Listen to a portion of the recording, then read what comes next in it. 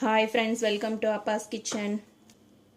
மைதா ரவை எதுவும் இல்லாமல் ஒரு ஸ்வீட் செய்யலாம். அதுக்கு பச்சரிசியை 1 மணி நேரம் ஊற வச்சு தண்ணியை வடிச்சிட்டு மிக்ஸி ஜாரில் சேர்த்துக்கலாம்.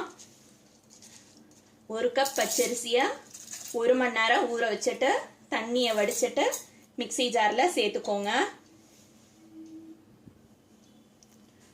1/2 கப் தயிர் எடுத்திருக்கேன், அரிசியோட அதையும் சேர்த்துக்கலாம். 1/2 கப் பால் சேர்த்துக்கிறேன். நீங்கள் காய்ச்சின பால் சேர்க்கலாம், காய்ச்சாத பால் சேர்க்கலாம். நான் இன்னைக்கு காய்ச்சாத பால் தான் சேர்த்துருக்கேன். 3 டேபிள் ஸ்பூன் அளவுக்கு சீனி,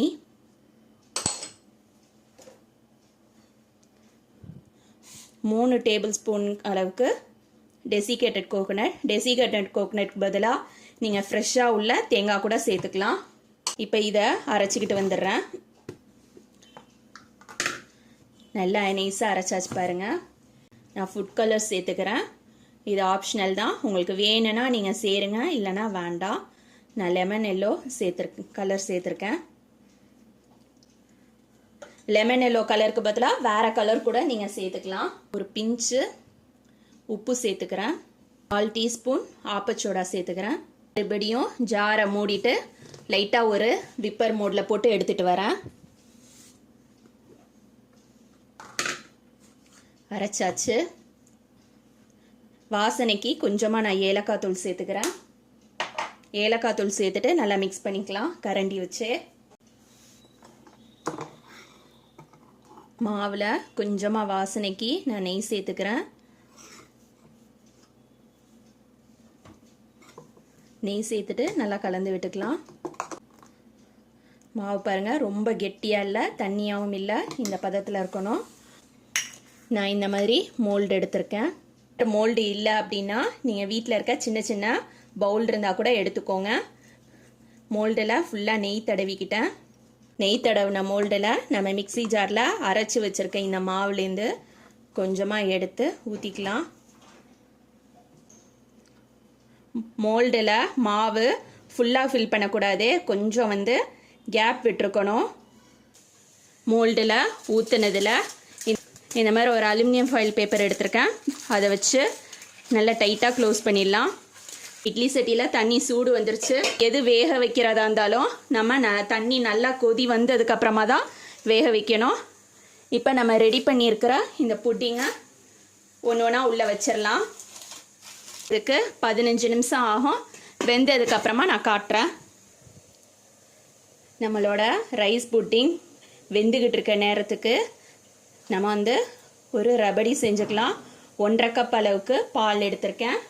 பாலை நல்லா நம்ம சுண்ட காய்ச்சணும், நல்லா கொதிக்கணும். கொதித்ததுக்கப்புறமா அதில் நம்ம சர்க்கரை சேர்த்துக்கலாம். ஃபஸ்ட்டு அது 1/2 கப் பால் 1/2 கப் அளவுக்கு நல்லா சுண்டணும். சுண்டினதுக்கப்புறம் காட்டுறேன்.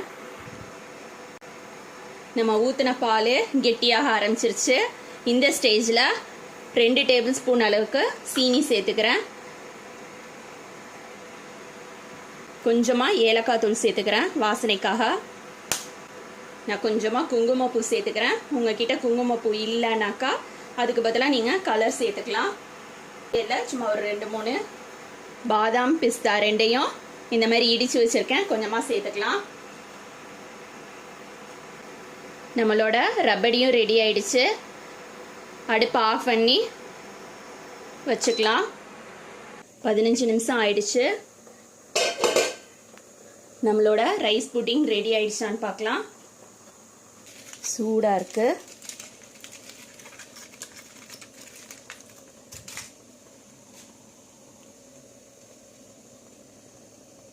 டூத்பிக் போட்டு குத்தி பார்த்துக்கலாம்.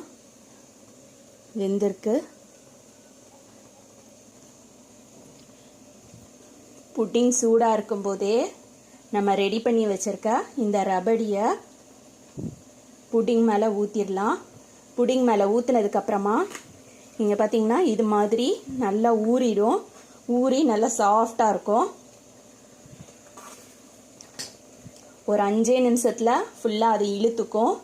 நம்ம ஊற்றின ரபடி எல்லாத்தையும் இழுத்துக்கிடும். இழுத்துட்டு நல்லா சாஃப்டாகிடும். மைதா ரவை எதுவும் சேர்க்காம அரிசியில் வீட்டில் இருக்கிற பச்சை அரிசி தான் நான் எடுத்தேன். ரேசன் அரிசி தான். ஈஸியாக ட்ரை பண்ணலாம். வீட்டில் இருக்கிற ரேசன் பச்சரிசியில் தான் நான் செஞ்சுருக்கேன். பசங்களுக்கு இந்த மாதிரி செஞ்சு கொடுத்தா ரொம்ப விரும்பி சாப்பிடுவாங்க. மேலே நான் கார்னிஷிங்காக கொஞ்சோண்டு முந்திரியும் பிஸ்தாவும் போட்டுக்கிறேன். ஊர்னதை கட் பண்ணி காட்டுறேன் பாருங்கள், எவ்வளோ சாஃப்டாக இருக்குண்டு. எவ்வளோ சாஃப்டாக இருக்குது பாருங்கள். கண்டிப்பாக பசங்களுக்கு இந்த மாதிரி செஞ்சு கொடுத்தீங்கன்னாக்கா விரும்பி சாப்பிடுவாங்க. நீங்களும் உங்கள் வீட்டில் ட்ரை பண்ணி பாருங்கள்.